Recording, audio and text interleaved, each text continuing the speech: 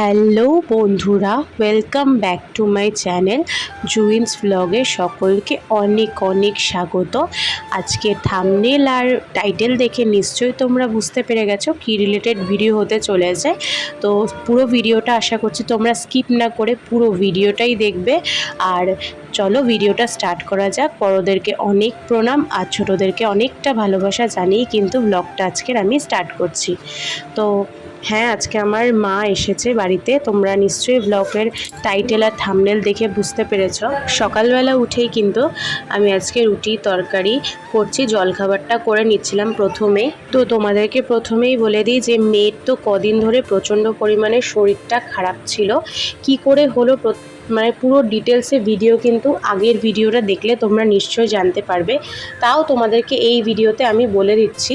আমি প্রথমে ভেবেছিলাম মেয়ের স্কুলের থেকে কোনো রকম ইনফেকশান হয়েছে, তার জন্য কিন্তু গলায় মানে ঠান্ডাটা লেগেছে, তার জন্য গলায় ইনফেকশানটা হয়েছে।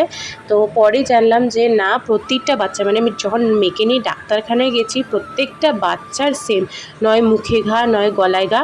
আর এটা কিন্তু ঠান্ডা লাগার জন্যই হচ্ছে। আর গলায় ইনফেকশনটা সেটা ঘায়ে পরিণত হয়ে যাচ্ছে, আর সেটা থেকে কিন্তু প্রচণ্ড পরিমাণে ব্যথা, মানে বুঝতেই পারছো পুরো গলাটাকে মানে গলার ভেতরে নলির অবধি চেপে দিচ্ছে ঘায়ে। আর সেইখানে এত পরিমাণে জ্বালা আর এত পরিমাণে কাটা কাটা ভাব, মানে যার হচ্ছে সেই বাচ্চাটা বা সেই বড় মানুষটাই কিন্তু বুঝতে পারবে এতটা পরিমাণে কষ্ট। মানে আমার মেয়ে কিন্তু প্রায় শুক্রবার থেকে টানা সোমবার অবধি কিচ্ছু না খাওয়া, কিচ্ছু খাইনি। জলটুকুনিও আমাকে ঝিনুকে করে, তা এক ঝিনুক করে 3 বার এক ঝিনুক করে জল দিয়েছি। আর প্রায় সব কিছুই কান্না করে করে বমি করে ফেলে দিচ্ছে। তো আমার মেয়ে বিভৎস কষ্ট পেয়েছে, বিভৎস। তো সেই সব শুনে কিন্তু আমার মা থাকতে না পেরেই চলে এসছে। মানে কি বলবো, আর ছোটো থেকে মানে জন্ম হওয়ার পর থেকেই কিন্তু মা ওকে কোলে নিয়ে মানুষ করা। তো সেই মানে আর এমনিতে এতটা দূরে থাকে যে সচরাচর দেখাও হয় না, ভিডিও কলে যা হয় সত্যি কথা যেটা। তো তার শরীর মানে ভাবতে পারছো, আমার মেয়ে এই নিয়ে 3 বার ভুগলো, এরকম ভয়ানক। প্রথমে যখন আমার মেয়ে একবার 4 মাসের ছিল, আমার মেয়ের প্রচণ্ড ঠান্ডা লাগে, বুকে কফ জমে যায়, কিছু খাচ্ছিল না, বমি করে তুলে ফেলছিল। তো তখনও কিন্তু মা ছুটে চলে এসেছিলো যে এতটা শরীর খারাপ চলে, মানে কি বলো তো এগুলো, মানে না মানে পারে না, থাকতে পারে না। মানে আমার মেয়ের কিছু হলে না সত্যি আমার মা বাড়িতে বসে থাকতে পারে না, আর সব ছটফট করে যে কাছে একটু দেখতে পাচ্ছে না নাতনিটার কষ্ট পাচ্ছে, মানে বিশ্বাস করবে না। তো সবারই এরকম নাতি নাতনি দূরে থাকলে বা মেয়ে দূরে থাকলে অবশ্যই আসতে ইচ্ছা করে, যে দেখতে ইচ্ছা করে যে কী হলো, মানে মনটা আকুলি বিকুলি করে। তো এরকম আমার মেয়ের কিন্তু এই নিয়ে 3 বার। একবার ব্যাঙ্গালোরে যখন আমার বর আমাকে নিয়ে গেছিলো কোয়ার্টারে, তখনও কিন্তু আমার মেয়ের একবার শরীর খারাপ হয়েছিল আসার সময়। তখনও আমার মা কিন্তু সঙ্গে সঙ্গে আমরা ওখান থেকে নেবেই ডাক্তার দেখাতে শিশু মঙ্গলে গেছিলাম, আমার মা মাসি সবাই কিন্তু গেছিলো। আর যেহেতু শ্বশুরবাড়ির লোক অনেকটাই দূরে থাকে বললে বিশ্বাস করুন, ওখান থেকে যে কতবার আমাকে ফোন করেছে আমার শাশুড়ি মা, আমার সবাই বাড়ির যে কী চিন্তায় ছিল। মানে প্রিয় মানুষের কিছু হলে বাড়ির সবাই, দাদু দিদা ঠাম্মা দাদু সবাই চিন্তিত হয়ে যায়, তাকে কাছে না দেখতে পেলে কিন্তু পাগল পাগল লাগে। তো সেই রকমই আমার মা পাগল হয়ে গেছিলো। তো সেই কারণে ছুটে আসা। আর বুঝতেই পারছো ছোট্ট জন্মের পর থেকে কোলে পিঠে মানুষ করেছে। তো আমার মেয়ে এই 3 বার ভুগলে, 3 বারই কিন্তু 3 বার ছাড়াও আমার মা অনেকবারই আসে, মেয়ের কিছু হলো কি না হলো এমনি আসে। আর এই যে এতটা কষ্ট পাচ্ছে ভিডিও কলে দেখে আর সহ্য করতে পারছে না, চলে এসছে। তো দেখলে সকালে জলখাবারের সাথে সাথে চাটাও দিয়ে দিয়েছে। আর মেয়েটা কতটা এখন একটু ফ্রি হয়েছে, ওষুধটা খাওয়ার পর একটু হাসছে, আমার যে কী ভালো লাগছিল। তারপর হঠাৎ করে ফোন আসলো, একটা পার্সেল আসলো। তা আমার বর আগেই ফোন করেছে, তোমাদের দাদাভাই ফোন করে বললো যে একটা পার্সেল আসবে দেখো। তা আমি এক্সাইটেড হয়ে ভাবলাম বাবা আমাকে এত বড় একটা সারপ্রাইজ দিচ্ছে। ও বাবা, যখন আমি প্যাকিংটা মানে নাড়াচ্ছে আমি বলছি কী আবার এরকম গয়নাগাটি না কিছু হবে কাছে। তারপরে ভালো করে খুলে দেখি, ও বাবা দেখো তোমরাই দেখতে পাবে, খুলে চলো দেখাচ্ছি। তো এটা হচ্ছে স্ক্রুড্রাইভার, বলে টুল বক্স, মানে অনেক রকম স্ক্রুড্রাইভার দিয়ে স্ক্রুড্রাইভারের মুখ। তো দেখো ভালোই লাগছিলো কিন্তু বেশ। তো ও বলছিলো যে অনেক সময় লাগে তো স্ক্রুড্রাইভার। তারপর আমাদের নতুন গাড়িটা কিনেছে, ওটাও খুলতে মানে ঘরে টুকটাক কাজের জন্য অনেক অনেক হেল্পফুল এটা। তো যাই হোক, এটাও একটা ভালোই জিনিস, খারাপ তো কিছু না। কিন্তু আমার মনের মতন না একদমই, এটা তোমার দাদাভাইয়েরই কাজের না, মাঝে মাঝে স্ক্রুড্রাইভার আমারও কাজে লাগে। তারপরে এক্ষুনি আবার একটা কল আসলো, যে আবার একটা কিসের ফোন, আবার পার্সেল কিসের। তো তখন আমার হঠাৎ মনে পড়লো যে আমিও তো একটা অর্ডার দিয়েছিলাম।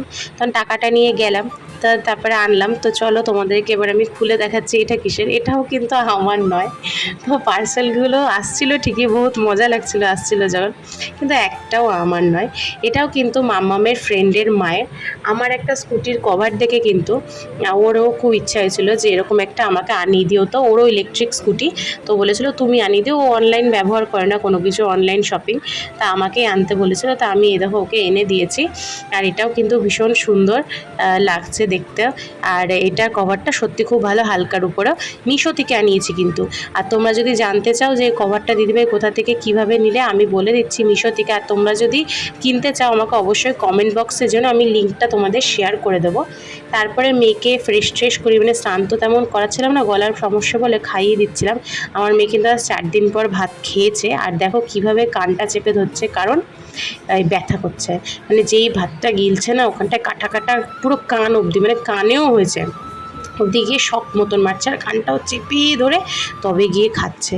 তাই বুঝতে পারছো কী বিভৎস। আর জলটা দেখো স্ট্র করে খাচ্ছে, মানে খেতে পাচ্ছে না, চুমুক দিয়ে খেতে পাচ্ছে না। আর আমি ভাতটাকে ভালো করে চটকে চটকে তরকারি দিয়ে মেখে একদম নরম নরম করে আর হাফ বয়েল ডিম দিয়ে খাচ্ছি। ডাক্তার বলেছে ওর ইমিউনিটি পাওয়ার একটু, মানে ওজনটা কমে গেছে, তো প্রোটিন ভিটামিন এগুলো দিতে বলেছে। তো সেই কারণে কিন্তু ডিমটা দেওয়া, হাফ বয়েল করে ডিমটা দিলে কি নরম থাকছে, গিলতে পারছে, নাহলে না কুসুম মানে শুকনো শুকনো হয়ে গেলে গিলতেও পাচ্ছে না, প্রচণ্ড কষ্ট পাচ্ছে। আর এইভাবে কিন্তু মা আমার ওকে দুলিয়ে দুলিয়ে খাওয়াচ্ছিল। যাই হোক, মা এসেছিলো বলে একটু ভালোও লাগছিলো, আমারও মনে একটু জোর পাচ্ছিলাম, একা একা পড়ে গেছিলাম মনে হচ্ছিলো। সবাই ছিল পাশে, মিথ্যা তো বলবো না, কিন্তু তাও মা তো, মানে মা কাছে থাকলে দেখবে সব সন্তানই মনে করে যেন আমি অনেক স্ট্রং। তো দেখো, আর সত্যি কথা বজিবাবু তোমাদের দাদাভাই তো এতটা দূরে থাকে যে আমি ওকে সচরাচর ডেকেও আনতে পারবো না। তো সেই কারণে। আর এই যে দেখছো একটা, এটাও কিন্তু আমি স্নান টান করে এসেছি তখন এই পার্সেলটা এসছে। এটা কিন্তু একটা ইয়োগা ম্যাট, নিশ্চয়ই বুঝতে পেরেছ। তাই ইয়োগা ম্যাটটাতে ও বলছে যে তুমি টুকটাক যে ইয়োগাগুলো করো ঘরে বসে, সেগুলো এই ম্যাটের উপর করো, কারণ পায়ে, মানে সত্যি পায়ে লাগে নিচে বসে করলে। তো সেই কারণে এটা কিন্তু আমাকে এনে দিয়েছে। আর একই দিনে সব পার্সেলগুলো এনেছে। তা আমি বলছিলাম যে আমার না ইয়োগা করতে গিয়ে পায়ে খুব লাগে, তখন বলছে ঠিক আছে তোমাকে একটা ইয়োগা ম্যাট এনে দেবো। কিন্তু সত্যি কথা ইয়োগা ম্যাটটা আনার পর পড়েই গেছে, সেইভাবে ব্যবহারই করা হয় না। থাক, অসুবিধা নেই, ব্যবহার তো হবেই, নষ্ট তো আর হয়ে যাবে না। তো তারপরে স্নান মান তো আমার হয়ে গেছিলো, তো তারপরে খেতে যাব। তো খাওয়ার আগে তোমাদের দেখাচ্ছিলাম কী কী রান্না হয়েছিল আজকে। তো সেরকম কিছু আহামরি যে রান্না হয়নি, সব রকমই ভাজা হয়েছে। আর পটল আলু তরকারি হয়েছিল, তার সাথে আমরা একটা করে ডিম ভেজে নিয়েছিলাম। তা আমি, আমার বড় যা আর আমার মাই খেতে বসেছিলাম, আর বাদবাকি মোটামুটি খাওয়া হয়ে গেছিলো সবার। আর আমার মেজো যার খাওয়া হয়নি, ও পরে খাবে বলেছিল, ওই জন্য আমরা 3 জন মিলেই বসে পড়েছিলাম খেতে।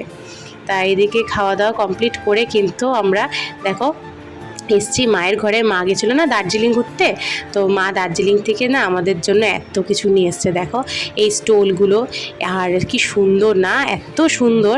তা আমার খুব ভালো লেগেছিলো কাজ করাগুলো, মানে এই যে মানে গোলাপের যে কাজগুলো সত্যি কি ভালো লাগছে। আর সমস্ত একই কালারের এনেছে। আর এই দেখো কত সুন্দর সুন্দর নানান রকম কালারের ছাতা নিয়ে এসছে দেখো। আর দেখো পুচকে পাচকাগুলোও চলে গেছে, ওরা কতটা খুশি। এবার ছোটোদের জন্য কিছু আনেনি। সত্যি কথা বলতে মা বুঝতেও পারে না এদের সাইজ কত। আর মা আসলে এদের কোথাও ঘুরতে গেলে এদের হাতে টাকাই দিয়ে দেয় শাশুড়ি মা, আর আমাদের জন্য কিছু না কিছু নিয়ে আসে। কারণ আমরা তো বড় মানুষ, ছাতা ব্যবহার করি, স্টোল ব্যবহার করি, বা কিছু একটা ব্যবহার তো করব। কিন্তু ওরা ওদের জন্য কি আনবে, আর ওদের মাপও বোঝে না। আর বাচ্চাদের তেমন কিছু পাহাড়ি এলাকায় মা বলে পাওয়া যায় না সোয়েটার ছাড়া। তো আগের বার যেহেতু সোয়েটার এনে দিয়েছিল, এবার আর কিছু আনেনি ওদের জন্য। এবার দেখো ছাতা নিয়ে এসছে সবার জন্য, স্টোল নিয়ে এসছে। আর ছাতাটা খুলতেই দেখো কত বড়, আর কালারগুলো এত সুন্দর। যে দিদিভাই আর একটা খুলছে পিঙ্ক কালার, কি সুন্দর। এই পিঙ্ক কালারটা কিন্তু আমি নিয়েছিলাম, আর দিদিভাইরা এই কালারগুলো নিয়েছে, সবুজ কালার, পার্পল কালার।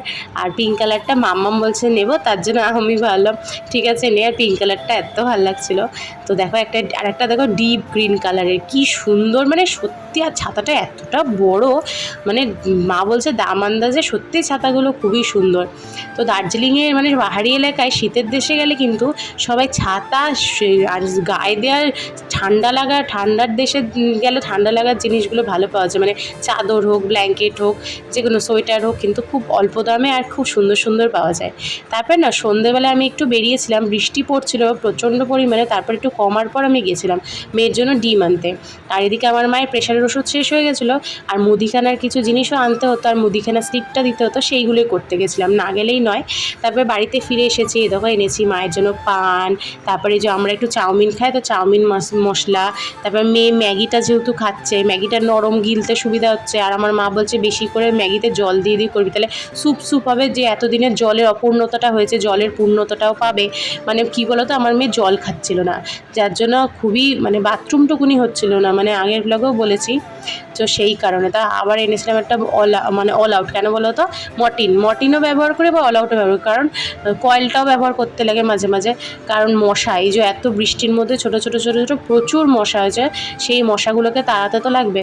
তারপর মেয়ের জন্য আর বাচ্চাগুলোর জন্য একটু মিষ্টি নিয়ে এসেছিলাম, তো আমার মেয়ে দেখো নিজের হাতে মিষ্টি খাচ্ছে, আমার যে এত ভালো লাগছিল। আমার মেয়ে 4টে দিন কিছু খাইনি, আমি সত্যি কান্না করে বসেছিলাম, আর আমার কান্না দেখেই মা আরও আমার ছুটে চলে এসেছিলো, যে মানে কাঁদছে, মানে মেয়ের খুবই অবস্থা খারাপ, মানে বাড়ির সবাই না ভয় পেয়ে গেছিলো, সত্যি কথা। মানে আমার যারা, আমার শাশুড়ি মা সবাই মিলে তারপরে মানে ওকে ঠেসিয়ে ধরে খাওয়াতে হচ্ছিলো, মানে এমন পরিস্থিতি হয়ে গেছিলো। আর আমার মেয়ে যে এখন এই যে মিষ্টি খাচ্ছে নিজের হাতে একা একা, যে এতটা ভালো লাগছিল কি বলবো। আমার মাও খুব খুশি হচ্ছিলো, বাড়ির সবাই খুশি হচ্ছিলো, ওর ঠাম্মাও মানে পাগল হয়ে যাচ্ছে যে নাতনিটার কী হলো, মানে কী করবে, মানে কী এছো আর করার ছিল না। আসলে ওষুধ ও 3 দিন জ্বালাবে বলেই ছিল, যে 3 দিন একটু কষ্ট পাবে, আর বাচ্চা মানুষ তো ভয়ের চোটে ব্যথার চোটে কিছুই খেতে চাইছিল না, বুঝতে পারছিলাম। কিন্তু মায়ের মন তো কী বলবো, বাচ্চা না খেলে, মানে সন্তান না খেলে অসুস্থ হয়ে পড়ছে, উইক হয়ে পড়ছে, হাত পায়ে খিস টান ধরছে, মানে এগুলো কি আর দেখা যায়। তো চলো বন্ধুরা, ভিডিওটা এইটুকুনি, আশা করছি ভিডিওটা ভালো লাগলে একটা লাইক করে যেও, চ্যানেলটাকে সাবস্ক্রাইব করে আমার পাশে থেকো, আর কমেন্ট করে জানিও তোমাদের ভিডিওটা কেমন লাগলো। আর চলো বন্ধুরা, দেখা হচ্ছে নতুন একটা ব্লগের সাথে, আর তোমরা সুস্থ থেকো, ভালো থেকো, এখনের মতো টাটা।